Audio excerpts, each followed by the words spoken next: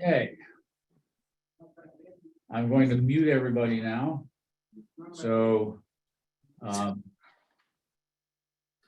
Karl and Clint will probably want to unmute themselves.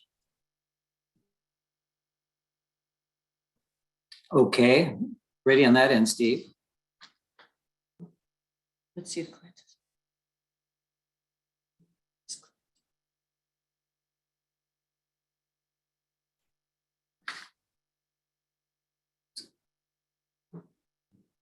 Steve, I think you're muted.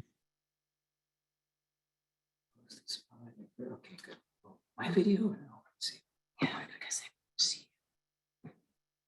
I want to see the slides. And Steve, can you hear us all right?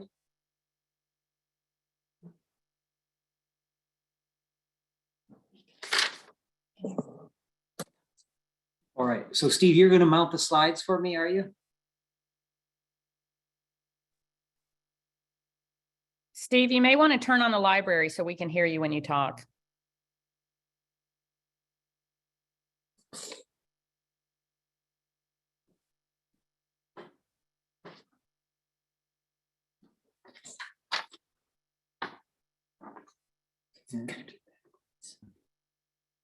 There we go. Oh, good.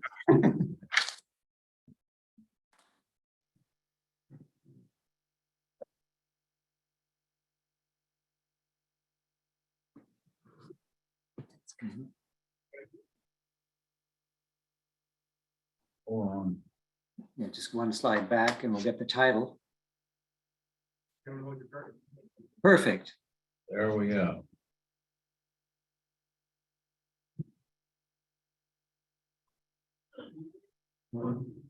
Okay, Karl. Okay, Steve, thanks so much. And thank you everybody for being here this morning, those of us that were able to join, that is. And what Clint and I are going to speak about today is, just as the title says, the intersection of joy and hope with the solar endeavors we've done in Africa and Asia over the past few years. And we'll speak as a tag team. I'll begin with Clint carrying forth in a bit. But as far as we can, we encourage questions and discussion at any time. So please chime in as the heart calls. We really can't discuss joy and hope as a monologue, and so happy to engage all of you as you see fit. Next slide, please, Steve.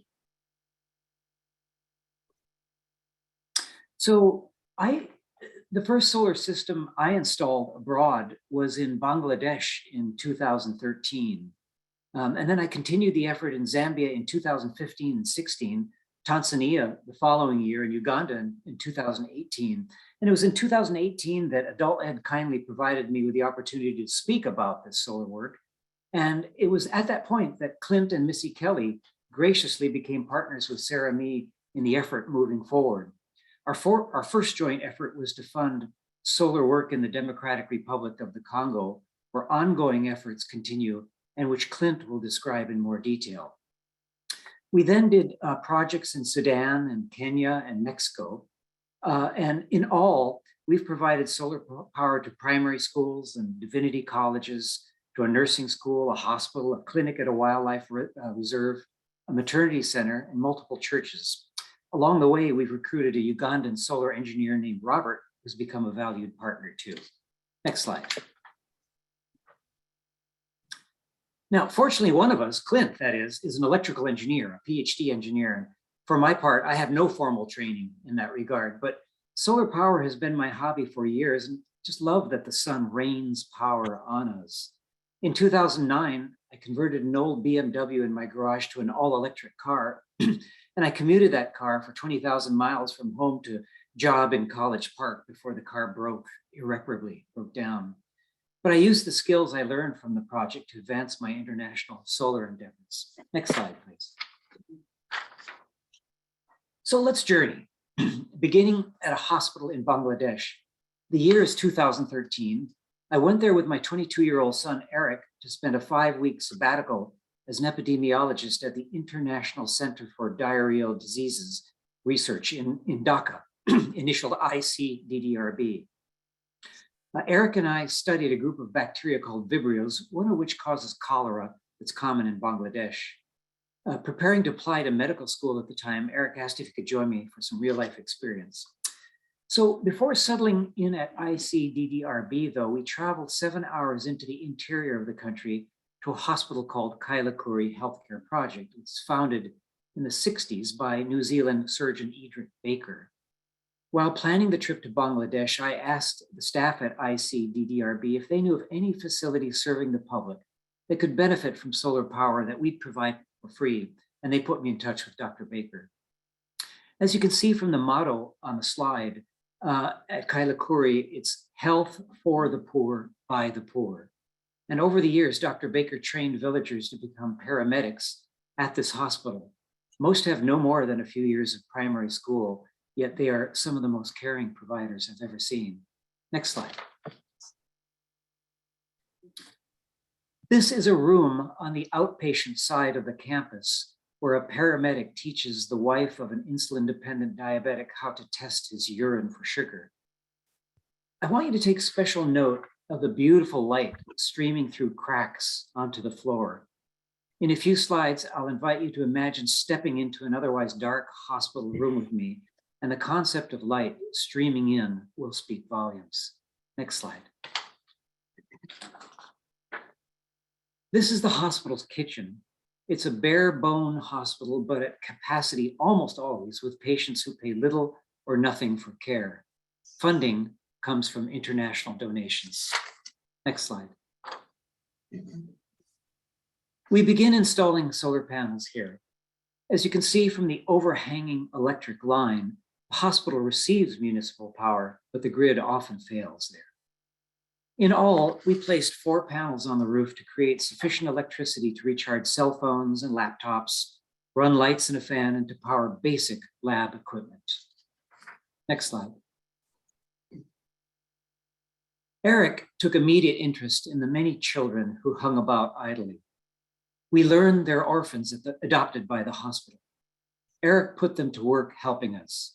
He began by teaching them simple jobs. Next slide. Like crimping heavy-duty cables used to connect batteries. This boy was so adept at the task, he became our official crimper. Each one, teach one. Notice his apprentice observing. It gave us immense joy seeing the children work with pride and determination as solar partners. Next slide. This boy drills holes for bolt placements. Next. And these two work with lock pliers and hacksaw. You'll see girls working at other projects in slides to come. Work and skill development bring hope and joy. And we pray that someday these children will become carpenters, engineers, and who knows, surgeons. Next slide. We also witness despair. In your mind, come inside a hospital ward of the type shown here on the left. It's late afternoon and Dr. Baker has invited us to round on his sickest patients. Inside, we find a man lying on a mat on a dirt floor with an intravenous line. It drips very slowly as fluids must be restricted in the man dying from renal failure.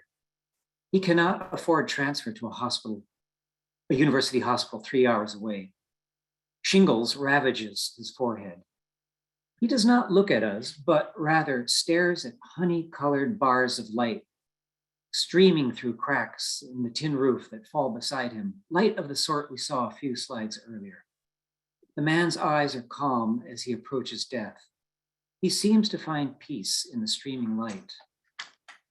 Dr. Baker tells us solar power will bring needed light at night when the grid fails. That will be good, he adds, because discomfort comes from dying in the dark. The next morning, Eric and I renew our work with hope and determination after visiting a brave man dying on a dirt floor. Next slide. Let's move to Southwest Tanzania. And please note, from here on, all projects I'll talk about were conducted in places where there was zero electricity. In the photo, we see Eric, now on break from medical school, instructing a primary school teacher and his students how to use a drill. All take turns, girls before boys, after the teacher's turn.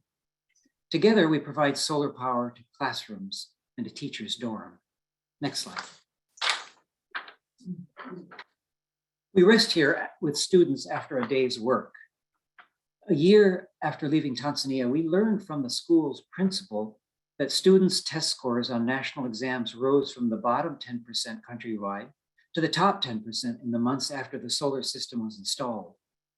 Having light and electricity at the school, he explained, allowed students to read at night while teachers no longer left the school for cities or towns as they'd done before in pursuit of electricity.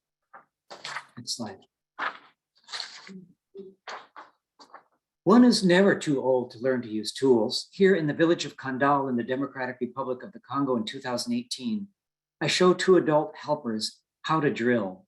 Together, we provided a maternity clinic with solar power. Again, Clint will talk more about our ongoing work in a minute in Kandal. Next slide.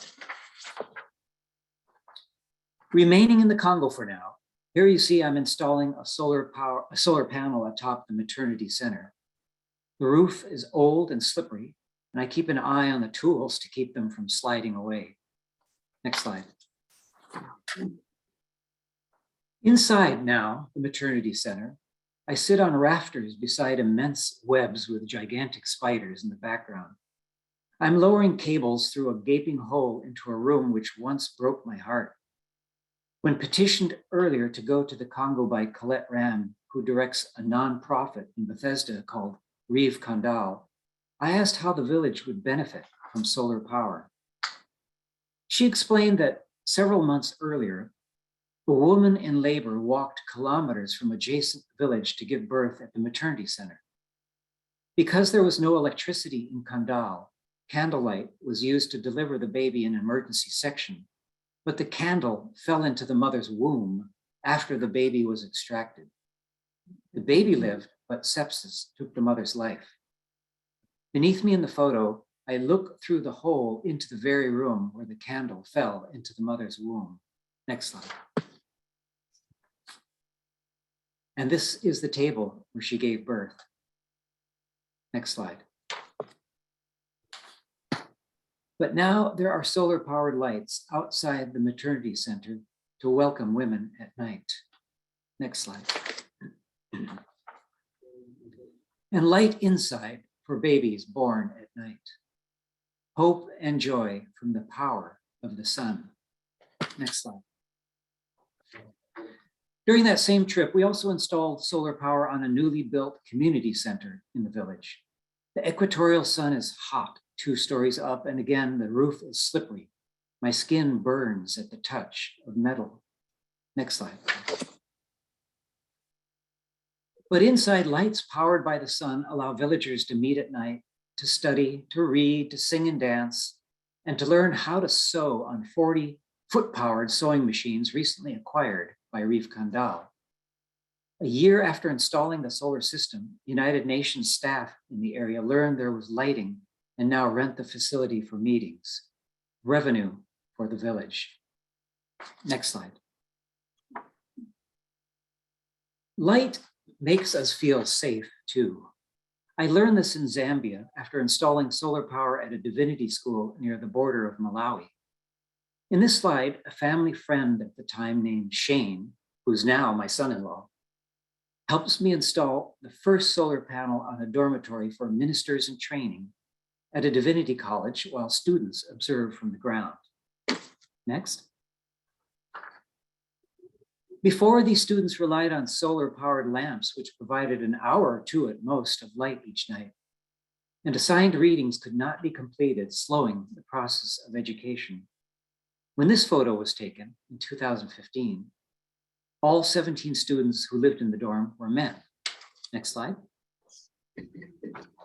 This is what I call transfer of ownership. Students complete the process of installing solar panels. The project becomes theirs, which is how it must be. A year later, upon checking the dorm to see how the system was functioning, the first woman to enroll in the school pulled me aside to tell me she felt safe as the sole woman in the dorm because there were lights. Next slide. Finally, animals can benefit from solar power too. In Mexico, Eric, his fiancee Courtney, and I installed panels at a turtle sanctuary in 2021 along a remote Pacific coast 2 hours north of Puerto Vallarta. It was Courtney who took all the photos I'm going to show you now. She's a marvelous photographer. 250,000 olive ridley turtles are liberated from the sanctuary and hatchery each season.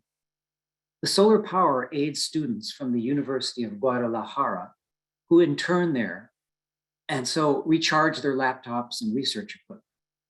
They sleep under an open air shed that now is equipped with lights. In 2 days, I'll be returning to Mexico to do repair because of 2 passing hurricanes a few months ago. Next. Here we see baby turtles entering the world. Next. A baby olive ridley up close. Next. Here they are preparing to march to the ocean. Next.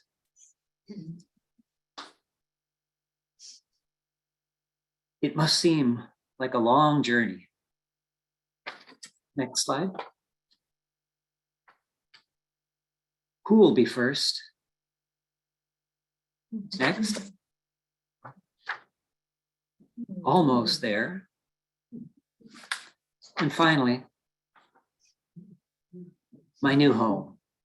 This photo for me instills great hope and joy as a baby turtle pokes its beak into the water for the first time. How far will this turtle swim in life? Where will it go? Will it return to the very same beach to lay eggs to start a new generation? These turtles are no different than us, aren't they? The ocean of life is vast and mysterious for all.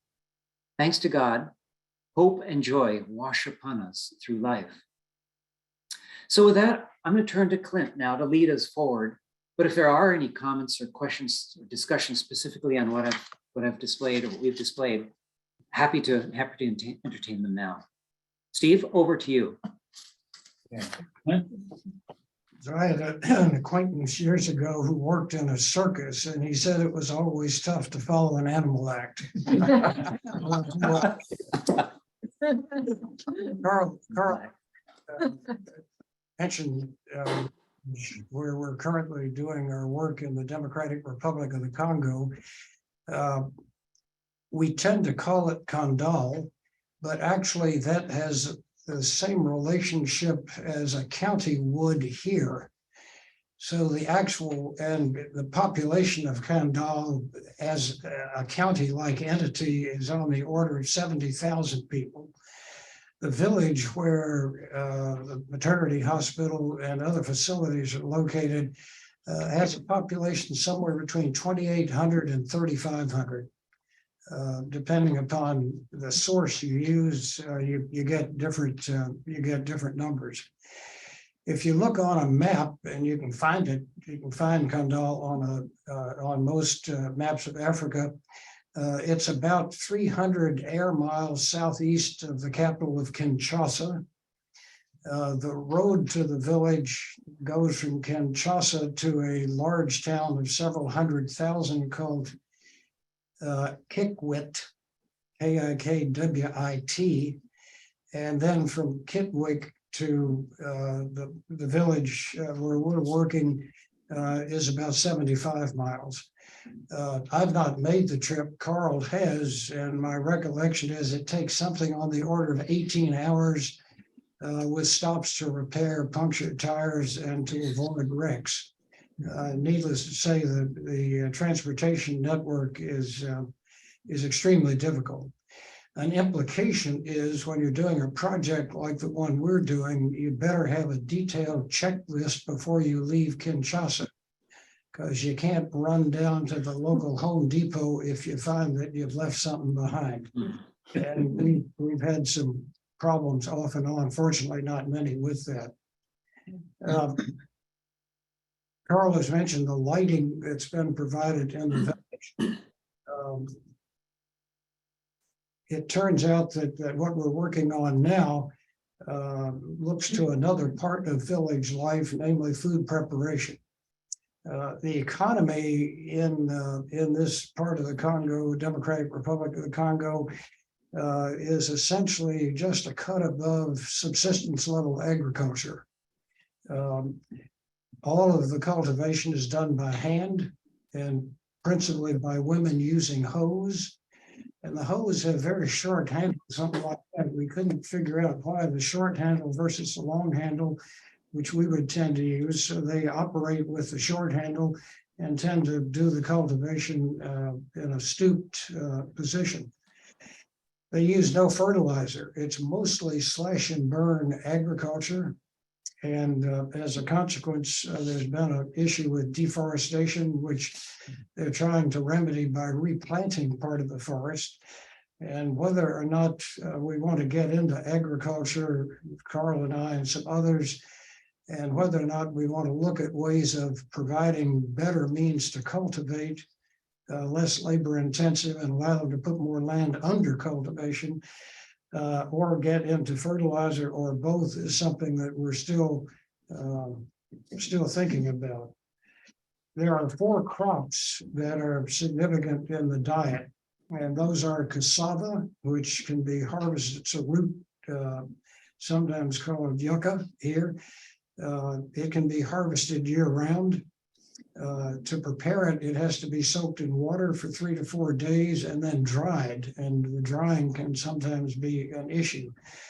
The other 3 crops are millet, maize, and a rice that they call forest rice, but which we might better known as upland rice or dry rice, rice that is appropriate for dry cultivation. The millet and the maize and the rice are planted roughly mid-August, early September, which is the beginning of the rainy season. Rainy season ends usually mid-May to early June. The millet is harvested in July, which is the peak of the dry season. It's dried and stored. Similarly, the maize and the ground nuts or peanuts, which they also grow, are dried and stored. They're harvested typically in mid-December, which you would think would be right in the middle of the rainy season. But there is a period of 2 or 3 weeks, typically in December, when it's dry, and that's when they harvest the crops. Last couple of years, the rainy season has shifted a little bit, and the dry period in December has become shorter. And so last year, a lot of families lost their crops and thereby lost the seeds to allow them to plant in the following year. It's a tough way to live. Fruit is a bright spot. It's abundant much of the year. They have all kinds of fruit available in far greater quantities than they can use. Mangoes, pineapples, oranges, guava, avocado, 2 or 3 kinds of bananas. They don't have any way to dry the fruit, and so they have no way to take advantage of the surplus. And we have some ideas that I'll mention at the end about how to maybe work on that problem. In addition to not being able to dry fruit, they've expressed a desire to dry some kinds of vegetables, fish, and cassava leaves, which presumably can be eaten in some form. Fish comes from fish ponds, and that seems to be the sole contribution of the men in the village to agriculture. The rest of it is done exclusively by the women. The preparation of the cassava, the millet, and the maize requires that they be pounded using something like a mortar and pestle. If we can get the slide up, Steve. Wow. The children are involved, the women are involved. The best numbers we can get is that for a typical household, they'll be working for about 3 hours to produce enough flour for one day. So the children you'd hope would be in school, and instead they've been co-opted to produce flour for the household. The women, hasten to add, are also doing this, but they also are out working in the field. So there's a bit of a division of labor. The rice is not reduced to a flour, but it has to be hulled in order to be cooked. So this kind of gets us to what we've been doing recently. Next picture will show 2 green grinders, one on the right and one on the left. These came from a company called Green Engineering, which is in Burkina Faso. And as Steve remarked yesterday, Burkina Faso is a long way from the Democratic Republic of the Congo. My only response is it's a lot closer than North Carolina. And the reason I mentioned that is that we spent a lot of time learning about grinders. There are a variety of types.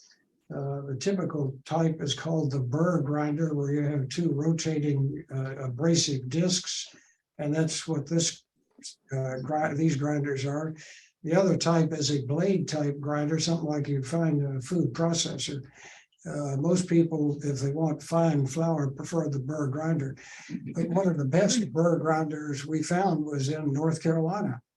But then you get into how do you get it over there? There are ways, but it's difficult. Then you've got to go through customs and you got to pay import fees. And then there's the issue of spare parts and maintenance and instruction and use. And when you go through all of that, it became clear that Burkina Faso, where the Green Engineering Company actually builds these grinders and builds them understanding issues of remote maintenance, was preferred choice.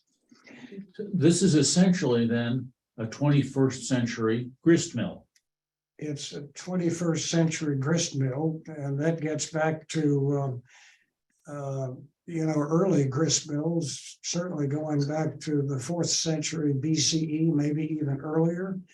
There's a great mill design that you find if you visit Pompeii, where a donkey walked around in a circle and ground using almost an inverted mortar and pestle arrangement. And then there is what may well be the very first industrial scale production of grain at Arles, where they had 2 rows of 4 mills each running down a hillside supplied by their own aqueduct. So a total of 8 mills using overshot wheels. So if you're ever in Arles, it's worth going outside of town 10 or 15 miles and seeing the ruins of this. It's fascinating. So the mills were shipped into Kinshasa and put on trucks, and our colleague in all of this, Colette Ram, who is from the village, lives here now in Bethesda, and others went with them, along with a technician from Green Engineering to supervise the installation. In parallel, solar panels were bought in Kinshasa, along with batteries, and unfortunately with an inverter, which should have come from Uganda. We got held up in transport. So they bought a local inverter, which if you looked at the nameplate, looked like it was probably okay, but it turns out that it didn't have 100% duty cycle. So after a few hours, it would just shut down, which is irritating. The solar panels, each grinder requires 8 350 watt solar panels. These are 24 volt solar panels. The inverter uses 48 volt, so we would put 2 solar panels in series to produce the 48 volts. We had 4 deep discharge batteries, 12 volts each, so we had to put all 4 of them in series to get the 48 volts, 200 amp hours. The inverter takes the 48 volts DC, which comes from the solar panels through the batteries, through some circuit breakers, and then to the inverter, and outputs 240 volts single phase AC, full sine wave output, which the motors on the grinders require. The motor, as best we can tell, is a bit over 2 horsepower. If you look at the nameplate, it says 2 horsepower. If you ask the green engineering people, they will give you numbers between 2.75 and 4 horsepower. I know it's not 4 because otherwise it wouldn't work with the power that we've got. But so our best estimate is that it's somewhere around a little bit over 2 horsepower, maybe 2.25. Solar panels are large and they're heavy, about 5.5 feet by 3.5 feet. They weigh about 140 pounds. So one of the issues when you begin to put a lot of them on a roof is, can the roof support that loading? A small point, but one that we found very important after a number of installations, is to make sure that you have plug and receptacle compatibility. It's really irritating to be standing there with a plug with one set of prongs in one hand and a receptacle in the other, and they don't work. So on the checklist is ensure plug and receptacle compatibility. And at one point, Karl suggested we ask to get photographs of the proposed plugs and receptacles so we could verify them ourselves. That assumes a camera. That assumes you can. And Colette has a camera, and install the camera, so the camera. Okay, You might have noticed in the picture of the grinders that each one has 2 hoppers. So the hopper on the right is for the millet, the maize, and the cassava, and the hopper on the left, which goes to a different set of grinding wheels, is for rice and does the de-hulling. The grinder operating on millet can produce about 2.5 kilograms of flour in 10 minutes. Our estimate is that somewhere around 30 women come to the facility each day. This picture shows 2 grinders, but at this point, when the picture was taken, we were only using one. We kept the other as a spare just in case. And we viewed the first days of operation almost as an experiment, because the users are particular about the flour. And so if the flour didn't suit, then we would have to regroup. The solar panels are in place for the second grinder, and it will be operational early March when Colette goes back to Candel.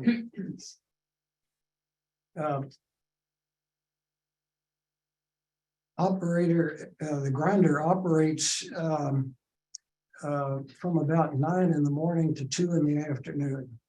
The village, I might add, is about 8 degrees south latitude, so pretty close to the equator. You get a fair amount of sun. Even so, if you operate it much earlier or much later, you begin to draw down the batteries, and 2 horsepower motor draws down these batteries pretty quickly. We would like to try and extend the operating hours or otherwise increase throughput. And a reason is that in September, for about 2 months, all the women and children leave the village and go about 100 miles southeast, almost to the Angola border, and they collect caterpillars. And caterpillars are the big cash crop. They also can sell rice, but the caterpillars are the big cash crop. So they come back with kilos of caterpillars and sell them at the market, usually in Kikwit, but sometimes in a market that's about 35 miles to the west of the village. So if they're going to go away for 2 months, they need to stockpile flour for 2 months. If they ground using the mortar and pestle arrangement, one of the constraints is that the grain tends to fly out as you pound it. So they add water to it so the grain stays in place. And then you get rancid flour after 2 or 3 days. So one of the things the grinder does is grind dry and allows them to stockpile flour where heretofore that would have been almost impossible. So there's a big demand to stockpile for each family 2 months worth of flour. We have not gone through that yet, but we will be prepared for it hopefully next year, either by increasing the number of solar panels so we can capture what sunlight is there earlier or later, or probably a better option is just to add another grinder.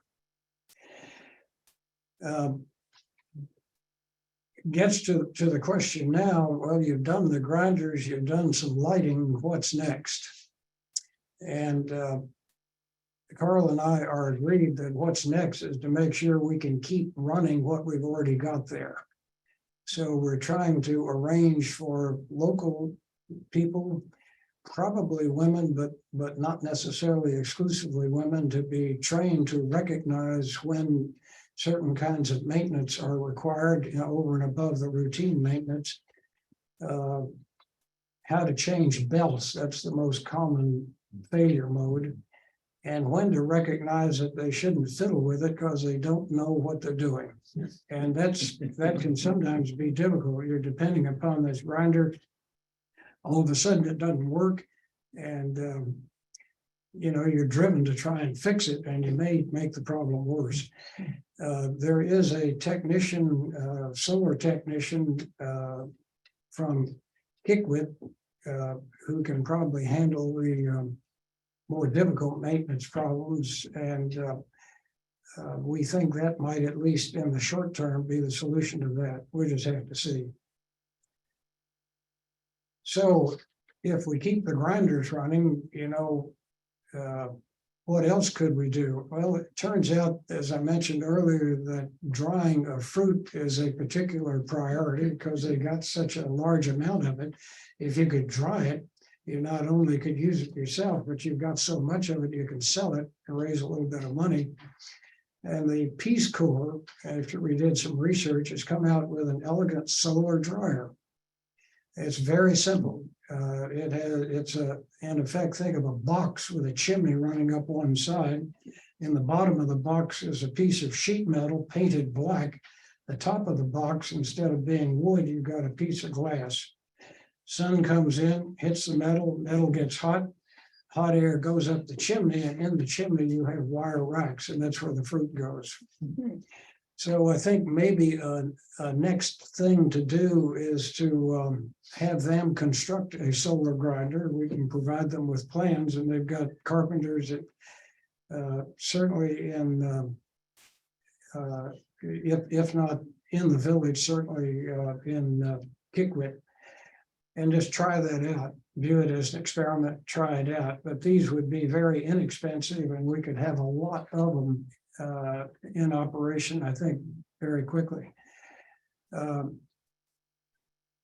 With respect to agricultural productivity and the changes apparently in the wet dry season and this intermediate dry period that's supposed to happen in December, you'd like to increase productivity when you can. And so we thought of electric powered tillers. So you go online, and I've never seen so many tillers. All of the ads are devoid of how long can you till on a battery charge, and more importantly, can you buy spare batteries? I've seen so many of these things. We have some of them here where they come with a battery, and you think, well, I really need 2 or 3 more batteries. You try and buy the batteries, and they won't sell it to you unless you buy the device again, whatever it is. So so the tillers are a thought. There is again the issue of maintenance and how well tillers will perform on their soil as opposed to what we might have. So that's a big question mark right now. Similarly, fertilizer, they don't use any. There was a thesis done in about 4 years ago, I think, at MIT on a way to convert biomass into fertilizer. Local gardeners sometimes call it biochar, and it's produced much like charcoal by burning in an oxygen depleted atmosphere. So you dig a pit, you put your stuff in it, you cover it with a layer of dirt, and just like charcoal, then use the residue as a soil conditioner and as a fertilizer of sorts. Turns out the graduate student decided maybe you could make a company out of this. So he has a company in Nairobi that makes village size, quote unquote, units that can be used to produce this material. I've emailed them extensively and I haven't gotten any information back. So I'm half tempted to just hop on a plane, go over there and see what they've got. Sometimes being on the ground is advantageous. So those are kind of the options right now. But the first priority, as I say, is to make sure we can keep going what we've got. And then my guess would be maybe solar dryer next, because that's fairly simple and it'll either work or it won't work. It won't have to spend a lot of money trying to figure out what part of that would be effective. So if any of you have any suggestions about what we might be next, Carl and I would be delighted to have them. There's no pride of authorship. We seek good ideas anywhere we can go.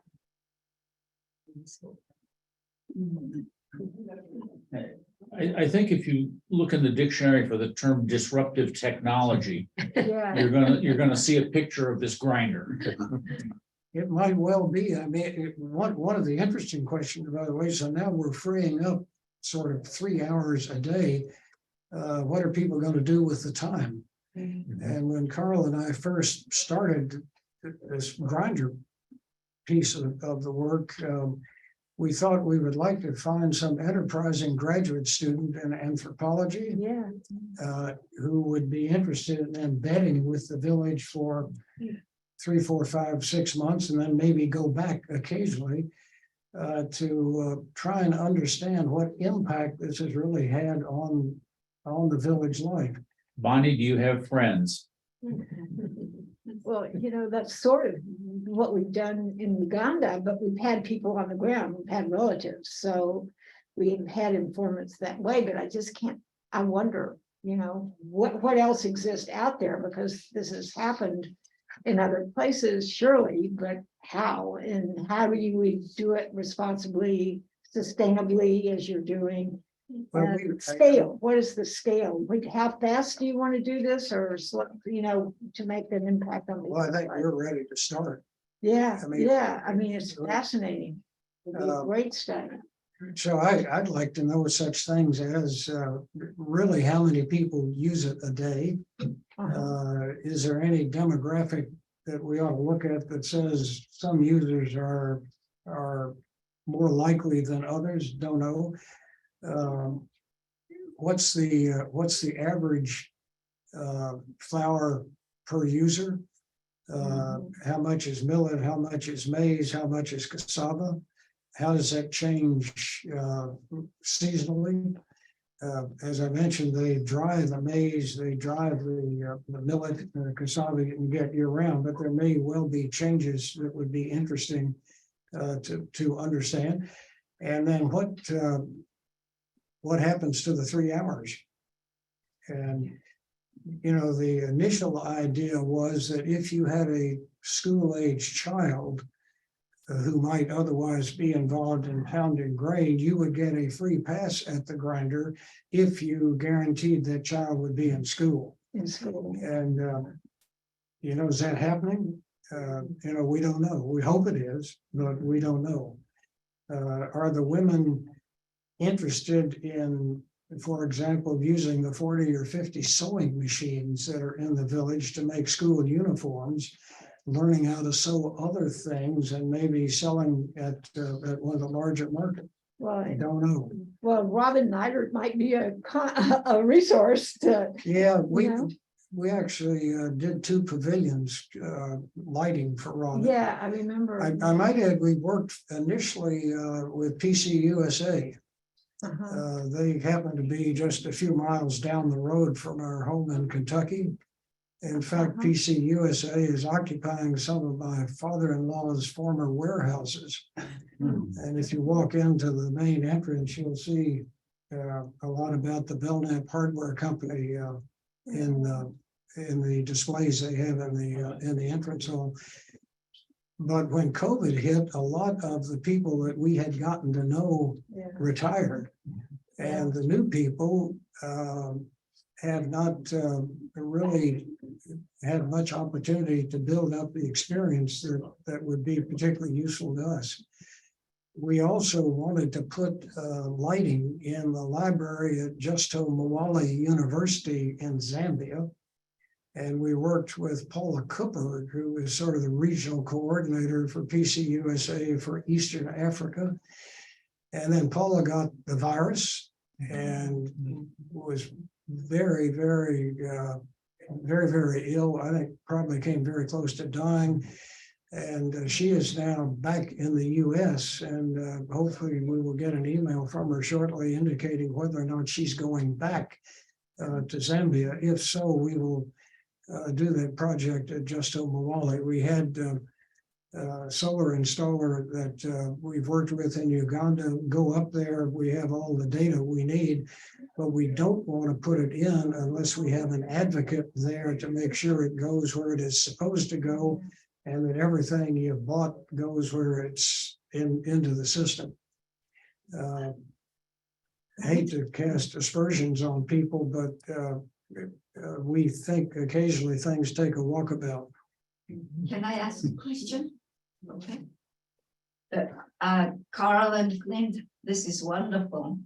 Really life-changing initiative that you have been undertaking, very inspiring.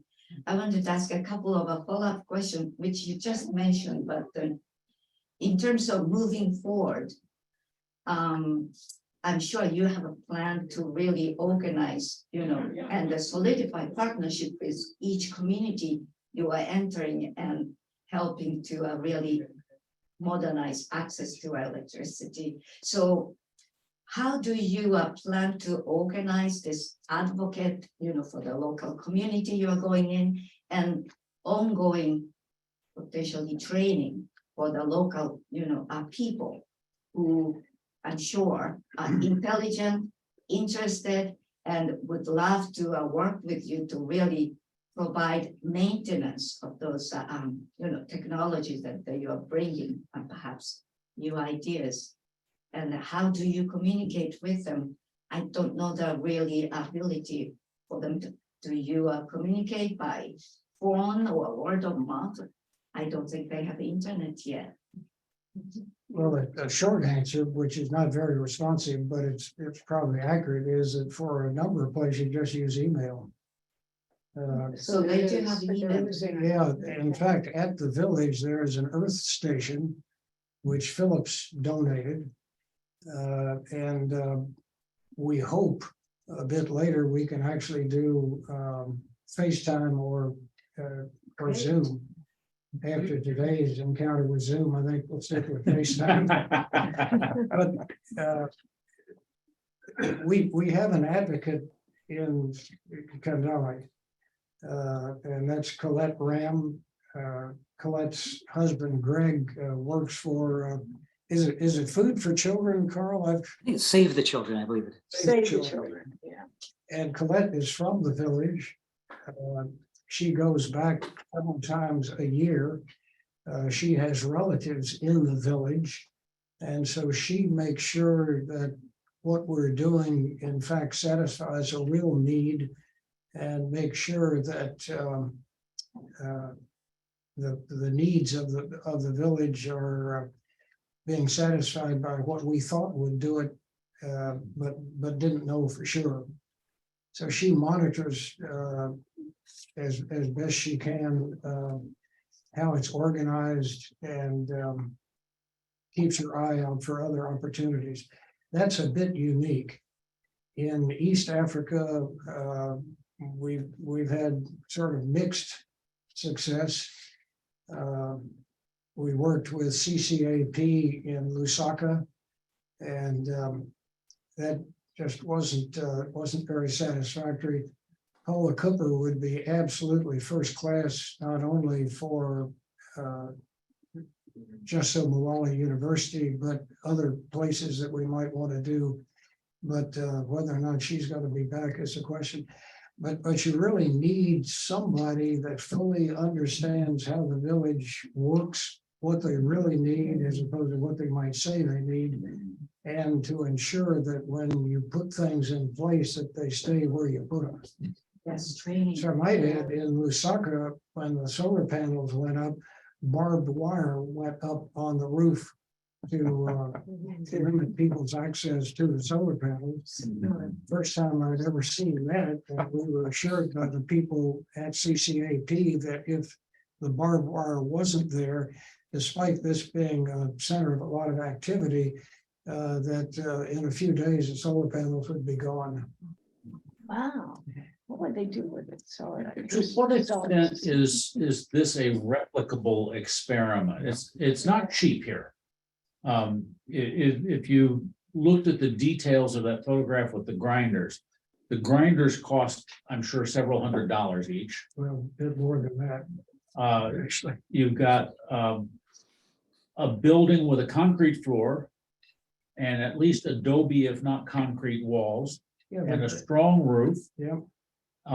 That's probably beyond the means of a village to fund, even with something like Women's Microfinance Initiative.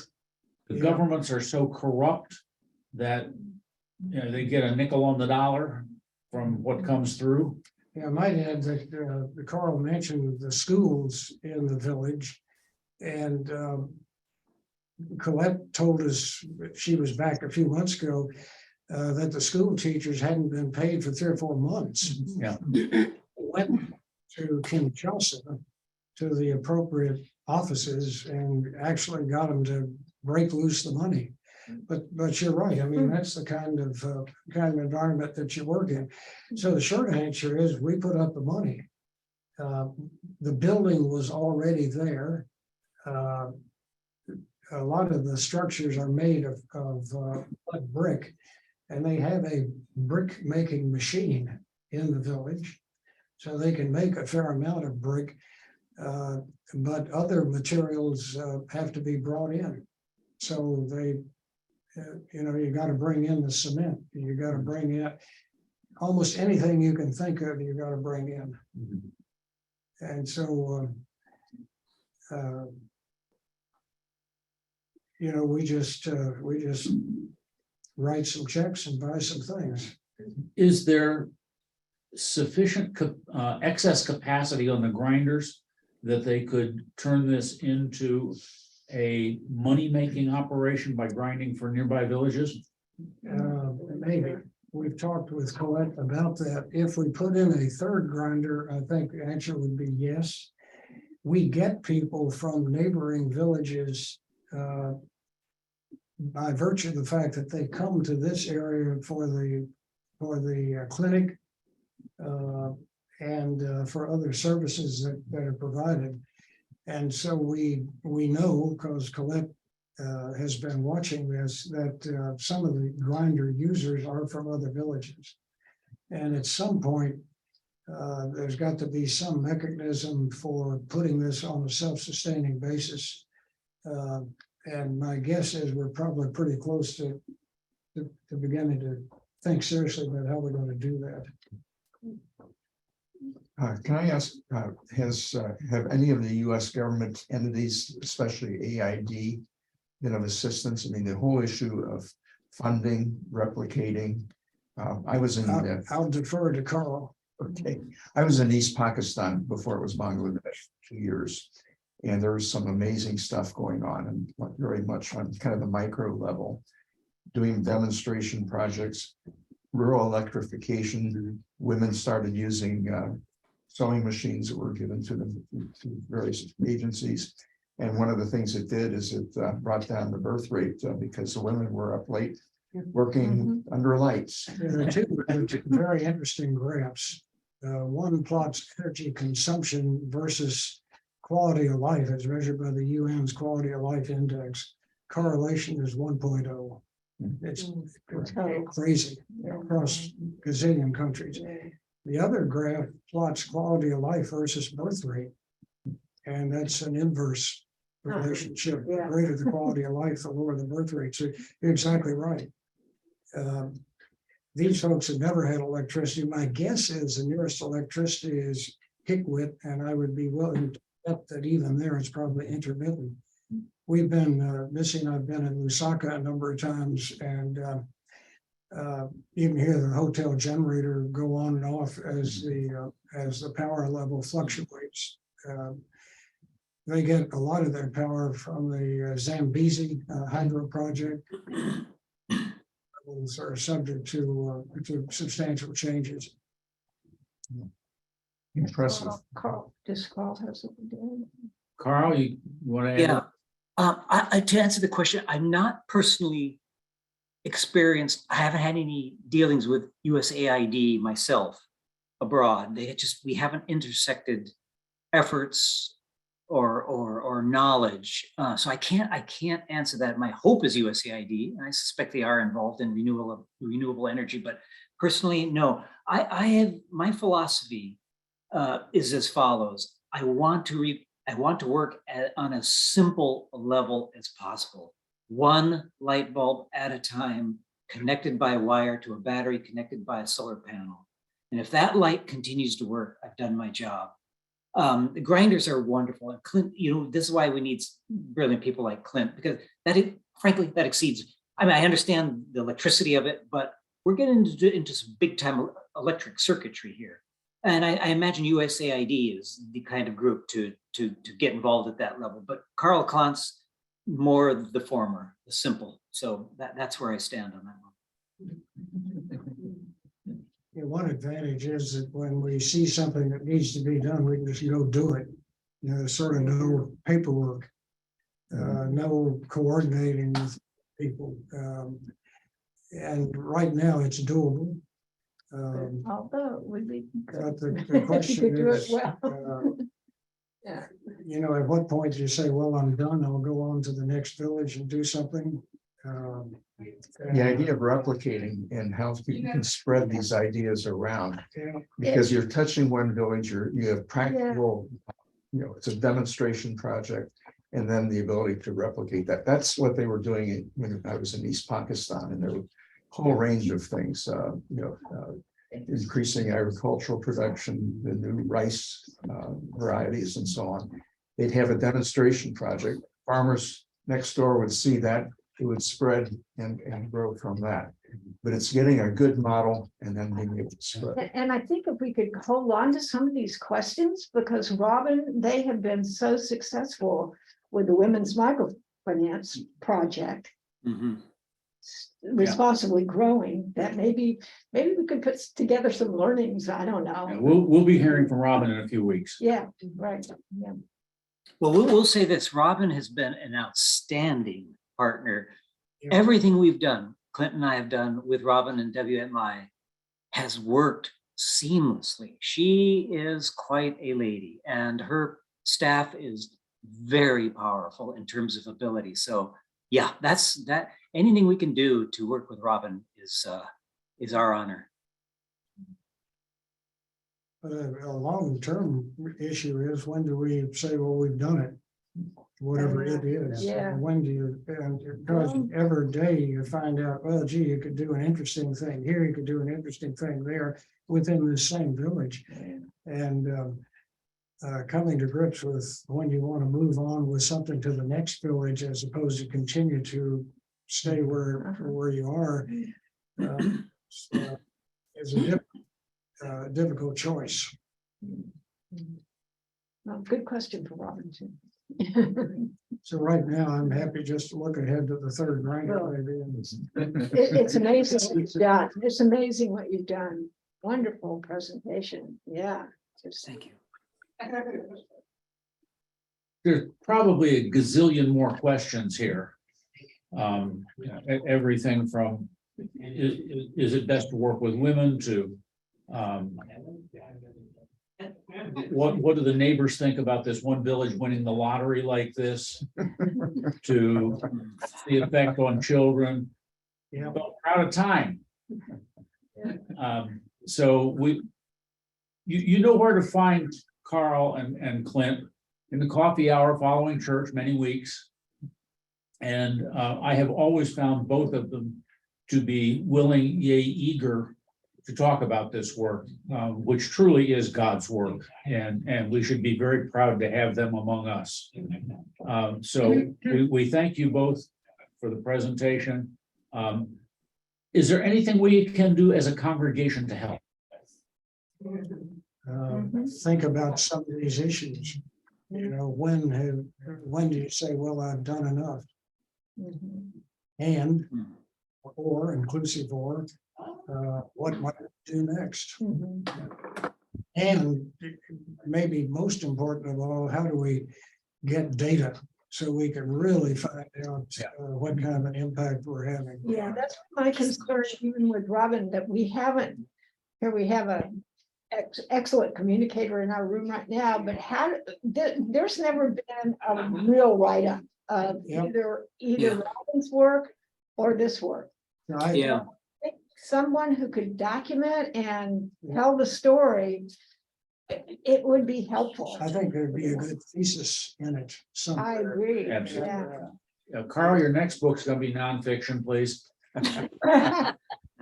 But you know, seriously, on this note, I'm hungry to see peer-reviewed journals, this kind of work objectified and published in peer-reviewed journals, so world around, languages around, they say, oh, this worked, or this could be enhanced by doing this. So I did. Karl has one data point from, I think it was Tanzania. The school scores.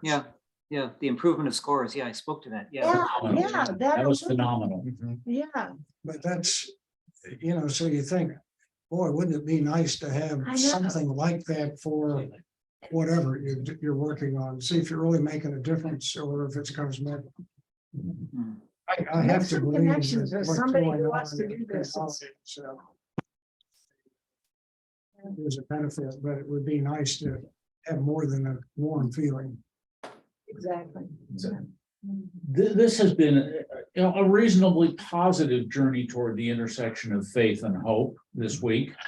Next week, we're going to take a journey that's probably a little harder to find the positive elements of it. Scott Butcher here at the table is going to talk next week about finding hope in international politics. This is a bit of an uphill slog right now. But Scott and I have been talking, and I think he's going to have some very surprising places where you can find hope. And I invite you all, we invite you all, same time, same Zoom channel, keep your fingers crossed. And we will see you then, and please do think about joining this lay ministry. Now, you can see how exciting it is. And we do have a need for new people, as several of us are going to be cycling off this year. So thank you all. Blessings, peace be with you, good health and good weather.